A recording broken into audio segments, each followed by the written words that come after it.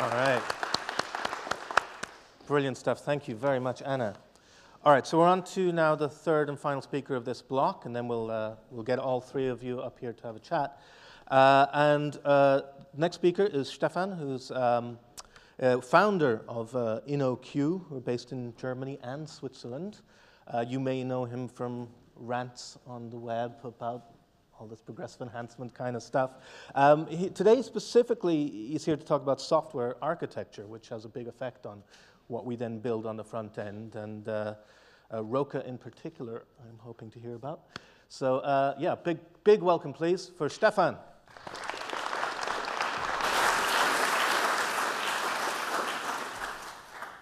Thanks a lot for the introduction.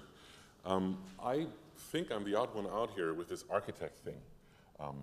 I thought it might make sense to do something that I typically don't do. Typically, I'm talking at architects' conferences about progressive enhancement stuff. So I thought I might talk about architecture at a progressive enhancement conference, which means that I have to annoy you with boring old technology that you don't want to hear about. And what better pick could I have made than Corba? Right, so I don't know if anybody in the room is even old enough to know what that is. Does anybody know Corba? Remember it? Okay, some people with gray hair remember it. This thing was once there. It was a fancy technology to connect systems. It was supposed to rule the world, right? Everybody was supposed to be part of that intergalactic web of objects. That was actually the term used in one of my favorite books back then in the late 80s, early 90s. And then this browser thing came along. And it did everything wrong, right? It used some stupid text-based protocol instead of something that was optimized for speedy delivery of stuff. It sucked. It was the wrong thing. But luckily, we were happy the browser got Corba support. Does anybody remember that?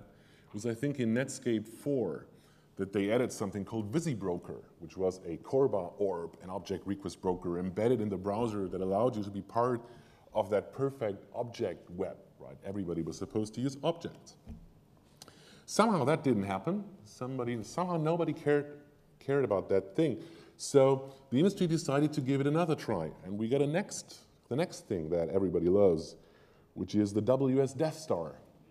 So I don't know how many of you have been in the industry when that happened, right? So the industry found that this Corba thing wasn't gaining any more adoption. It's not as if nobody used it. People use it in the telco industry and many big systems, but it didn't take over the world as people had expected. But this web thing became more and more popular. So what people did was they thought, well, we can't ignore it anymore, so let's just turn it into something useful, because obviously it's useless because it's not Corba, right? So we have to add some stuff to it. And we added these RPC ideas. Let's just use some XML over HTTP instead of other stuff. Port 80 is open, so we can use it, right? People have opened it in their firewalls, so we can use it. We can just reinvent all the stuff, all the great stuff we had in the Corba world, in the web world, under different names. And we have this proprietary integration thing, which is awesome if you're a vendor trying to sell something, right? If you have a product that helps people to get this complex thing under control, that's a nice thing. Why am I talking about this? I want to talk about the anatomy of a SOAP web service, because I think there is a similarity to certain things we see today. So one of those SOAP web services, I put web services in quotes because it really doesn't deserve that name. One of the things that it does is it violates all the things that make the web great, right? It doesn't expose individual resources with URIs. You can't address individual things. It's just one big thing, right? It doesn't have links or forms or hypermedia or any of those aspects that make the web a web, right? It uses HTTP as a transport. It just happens to be there. It happens to be available, so we can just use it to get some bytes from A to B. So that's what we'll use it for, and we'll just ignore all the other stuff that's in HTTP, like the verbs and the caching and all of the other stuff that's in there. What we're doing when we're building something like that is we build something that is very specific instead of generic. It doesn't embrace the web's architecture. It doesn't reuse all the thought that has gone into designing this architecture. It just invents its own architecture, right? A specific architecture for a specific purpose, which is always good in some respect because it's optimized for that particular situation, but it's also very closed and isolated and not open to the rest of the world. It tunnels through the web, right? It doesn't deserve the name because it just abuses instead of uses the stuff. And then that REST thing came along. Actually, that's a bit wrong in terms of chronology, right? It was actually, this REST thing was available in 2001, but it became popular over the course of time. There's a famous quote by the author of the paper that defines this REST architectural style, Roy Fielding, who said, we knew SOAP was a bad idea in 2001, but the industry insisted on proving it for themselves over the next decade. So it took a while to do that. This REST paper, this PhD thesis, actually describes what the web is in abstract terms. It talks a bit about architectural rules and constraints using fancy academic language. It talks about resources and hypermedia as the engine of application state and self-descriptive stuff. It highlights what constraints you need to adhere to, what things you need to follow to make sure that you can actually benefit from what the web is. Right? So you gain the benefits by following constraints. Constraints are a good thing. RESTful web services look very different from the SOAP kind of thing, right? So they embrace and don't oppose. And they exchange this local optimum, this best thing for their particular purpose, for a generic thing that makes sense. They're simpler and more efficient and more interoperable, and frankly, the world has switched to them. So nobody does, well, that's not true, but very few people still do SOAP-based, WSDL-based services. So that really has changed. I witnessed that. I argued about this a lot of times, and I'm kind of sad that I don't have to do that anymore because everybody has bought that. But what's the client-side analogy? What's the thing that we can see on the client side? And I think we've got something very weird happening here. I think there are two forces who are responsible for that. One is a love for certain technologies from people who only know this technology, but there's also another thing similar to this WS Death Star kind of thing, which is that people tend to want to bring their ideas from the past to something that has now become popular, right? So if we look at front-end technology, we've got lots of different things, and you can build your own little taxonomy. I've tried to build one that we've got web apps, and we've got native apps, and we can classify web apps into those being rendered on the server and those being rendered on the client, and we've got this native apps in different ways, and we've got something hybrid in the middle. And now, if you actually look at what people do, then they draw this very weird thing, that it's this ugly is actually a feature. Because it shows that we're suddenly connecting things that are on completely different sides of this taxonomy. Somehow we believe that we have a way of making web apps just as great as native apps, which is exactly the wrong way around. Web apps shouldn't be as bad as native apps. That, I think, is the most important point. Native apps have lots of downsides, but people don't see them because people look for the local optimum. They look for something that is beneficial for their very, very specific situation. In that situation, it may be best to build a native app. Why not? Why would you not build a native app if that's the best solution? The weird thing is, if you build a native app, if you could have profited from the other things that you could do.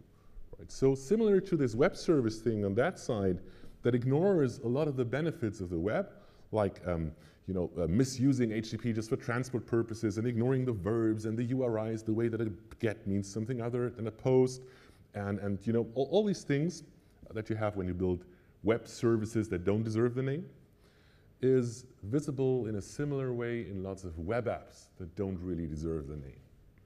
Right? Similarly to abusing HTTP as a transport, I can abuse the browser as a runtime platform.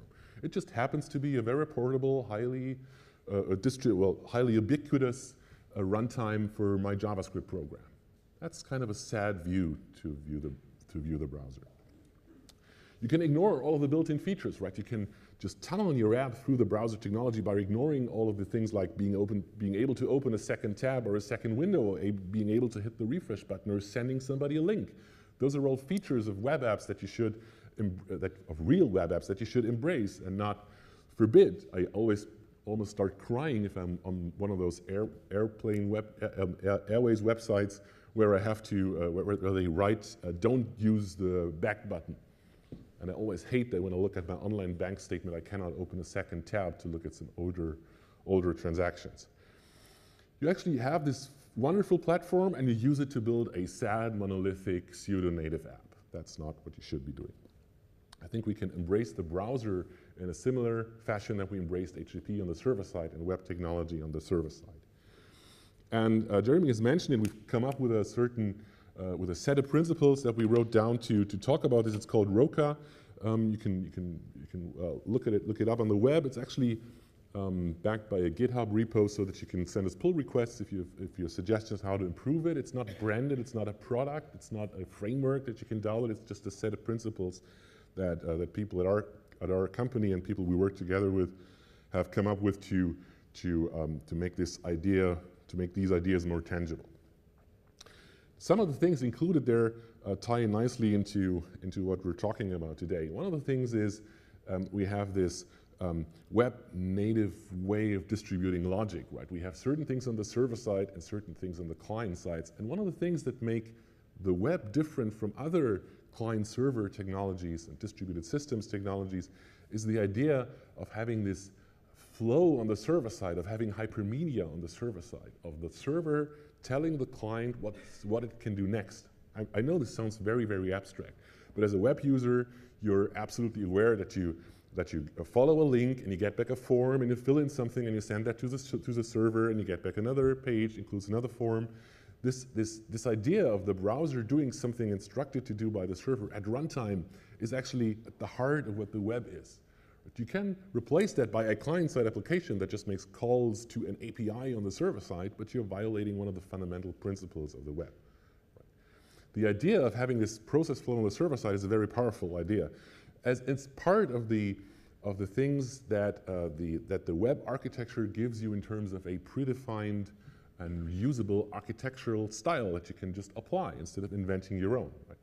It says that you should be able to render and to lay out your UI elements, your components to an unknown client. You don't know which client it is. Right? Of course, you can restrict yourselves and say we only have this particular kind of client. We know that all our users will be using, I don't know, Chrome version X.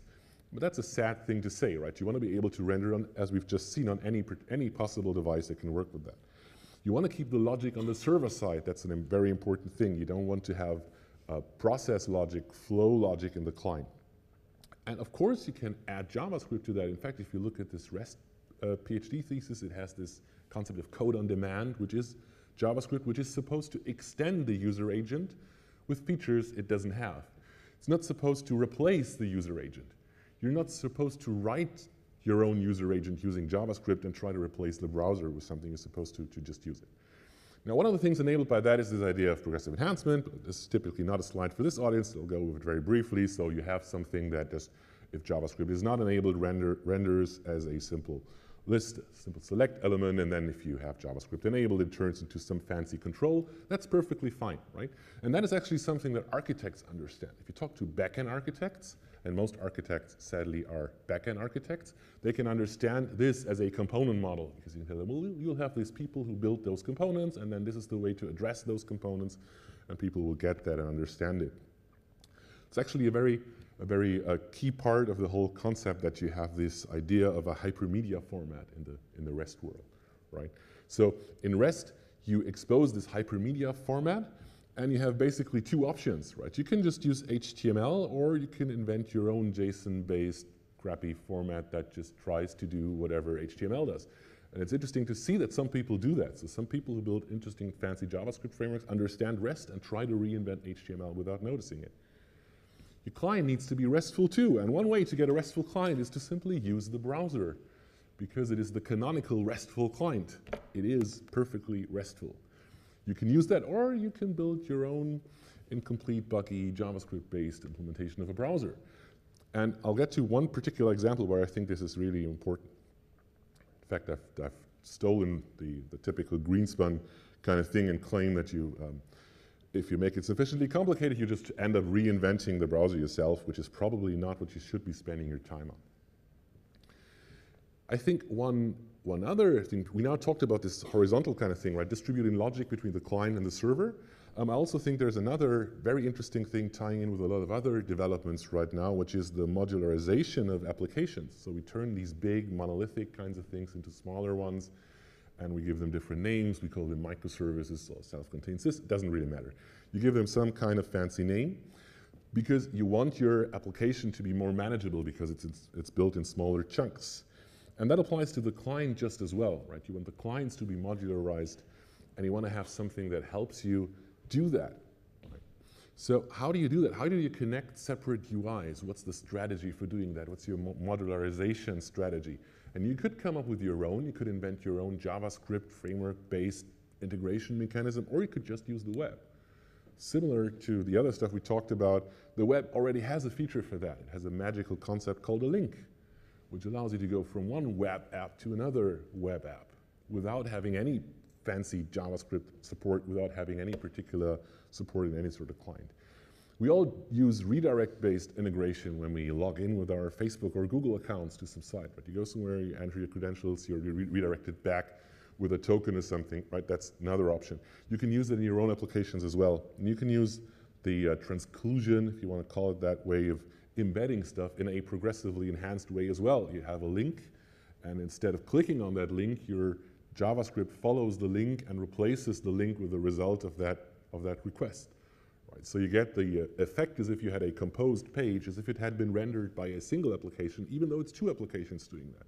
And if JavaScript isn't available or doesn't run for some reason, you still have the link that you can click on, which is exactly what you're supposed to use JavaScript for, in my opinion. Now, there might be some changes in regards with web components in that. I'm not still sure about the effects of that particular technology, but if it becomes widely available, if it becomes part of the browser, and if we can use it in a, as Jeremy wrote a great post about, in a progressively enhancing way, then I think this is an awesome piece of technology. And we can actually end up having an analogy to this backend platform. If you're an architect right now, you're dealing with things like microservices and containerization and having a common runtime environment. So on the backend side, we have these ideas of supporting fancy new models of working together by relying on a common platform that is really generic and not specific. This is sort of the end of the application server dream, right? Instead, we just assume we all have a containerized Linux-based, whatever, in hypervisor-based environment, and we can use that. So what's the front-end platform analogy?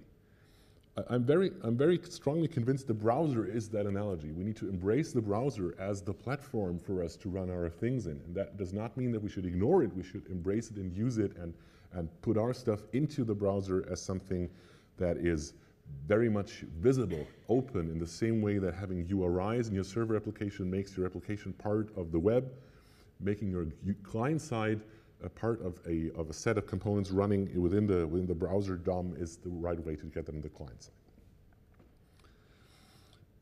So we typically try to convince our customers now to get away with just the web. We don't tell them they should build any native application, neither a native application in the sense of building an iOS or Android or Windows native app, nor in the sense of building a native application that just happens to be built in JavaScript and run in the browser. We try to convince them using a web-based system, have some shared assets, and get to small front ends loosely coupled, right? Which is exactly what people are looking for building big systems. So I'm not sure I got that analogy across correctly. I hope. I'm trying to summarize it. I think the web is more than just a sum of the protocols and formats and languages, right? The web has an architectural style, it has a view, it has an opinion on how you should build systems. And that's a good thing.